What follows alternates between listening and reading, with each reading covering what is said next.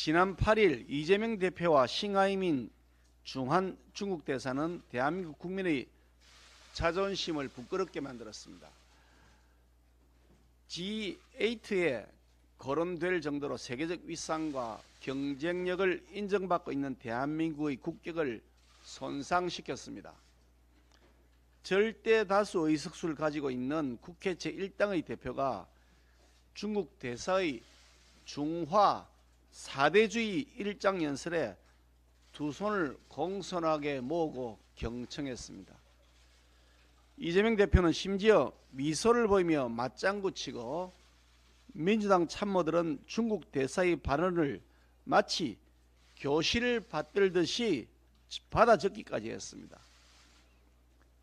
이 수치스러운 장면이 2023년 오늘의 대한민국에서 벌어졌다는 사실에 경악하지 않을 수 없습니다. 싱하이밍 대사는 단언할 수 있는 것은 중국 패배에 베팅하는 이들이 아마 앞으로 반드시 후회할 것이라며 우리나라에 대해 노골적 협박을 했습니다.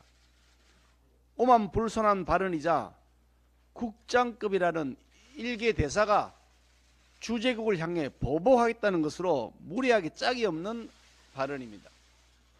또한 중국 국민들은 1심 단결에서 시진핑 주석의 지도하에 위대한 중국몽을 실행하자는 결심을 한다며 자국 주석을 치켜 세운 후 이를 모른다면서 대한민국을 향해 훈시에 가까운 망언을 태연하게 늘어놓았습니다.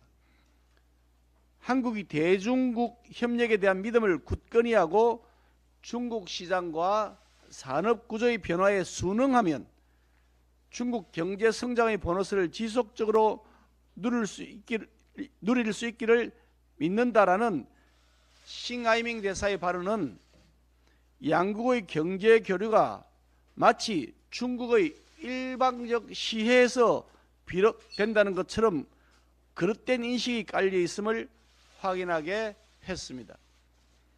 당당한 주권 국가인 대한민국을 향해 중국에 대한 순응을 강요하고 콩고물을 얻으라는 식의 자세는 참을 수 없는 모욕입니다. 대사는 주재국과 본국 사이의 설린 우호와 협력 증진을 도모하기 위해 파견 나와 있는 사람입니다. 그럼에도 싱 대사는 마치 점령군의 현지 사령관 같은 무례를 범했습니다. 더욱이 싱하이밍 대사의 외교적 결례는 이번이 처음이 아니었다는 점에서 그 심각성이 큽니다. 우리나라 국회의원에게 대만 총통 취임식에 불참할 것을 요구하고 코로나19 발생 당시 우리 정부가 취한 입국 제한 조치를 비판하기도 했습니다. 지난 대선을 앞두고는 윤석열 후보의 인터뷰 발언에 대해 이해할 수 없다는 등의 비판 기고문을 내보내는 등으로 대선에 직접 개입하는 행태를 보여 커다란 논란을 일으킨 바도 있었습니다.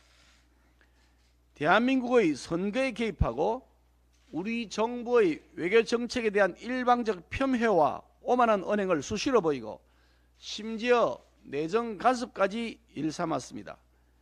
대한민국의 주권을 건드리고 내정 간섭을 반복하는 싱하이밍 대사의 오만한 언행은 오히려 한중 우호 협력 관계를 해치는 결과만 초래할 뿐으로서 주한 대사로서의 자격이 없습니다.